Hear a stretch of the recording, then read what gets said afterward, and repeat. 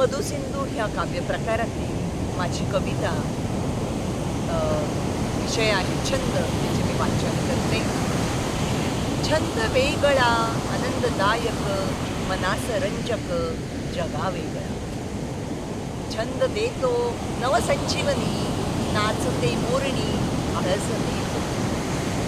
छंद असतो मनाच्या बागेत गुलाबाचे शेत राज्य करतो.